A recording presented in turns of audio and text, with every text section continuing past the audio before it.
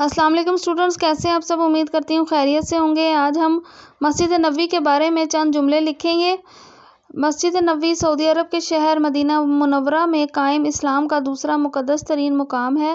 مکہ مکرمہ میں مسجد حرام مسلمانوں کے لیے مقدس ترین مقام ہے، جبکہ بیت المقدس میں مسجد اقصیٰ اسلام کا تیسرا مقدس مقام ہے۔ مسجد الحرام کے بعد دنیا کی سب سے اہم مسجد، مسجد نبوی کی تعمیر کا آغاز 18 ربیع الاول سنہ 1 ہجری کو ہوا۔ حضرت محمد رسول اللہ خاتم النبیین صلی اللہ علیہ وآلہ آلہ وصحبہ وسلم نے مدینہ ہجرت کے فوراً بعد اس مسجد کی تعمیر کا حکم دیا اور خود بھی اس کی تعمیر میں بھرپور شرکت کی۔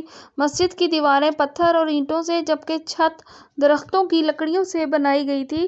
مسجد سے ملحق کمرے بھی بنائے گئے تھے جو حضرت محمد رسول اللہ خاتم النبیین صلی اللہ علیہ وآلہ وسلم اور بعض اصحاب رضی اللہ تعالیٰ عنہم کے لیے مخصوص تھے۔ حضرت محمد رسول اللہ خاتم النبیین صلی اللہ علیہ وآلہ آلہ وصحبہ وسلم نے مسجد نبوی کو صرف عبادت کی جگہ قرار نہیں دیا، بلکہ اس سے لوگوں کی سماجی، سیاسی، علمی اور زندگی کے دیگر امور سے متعلق مسائل کے حل کے لیے بھی استفادہ کرتے تھے۔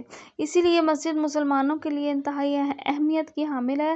برسوں سے لاکھوں مسلمان مسجد نبوی اور اس کے احاطے میں واقع روضہ نبوی کی زیارت کے لیے نہایت عقیدت اور احترام اور ذوق و شوق کے ساتھ مدینہ منورہ جاتے ہیں۔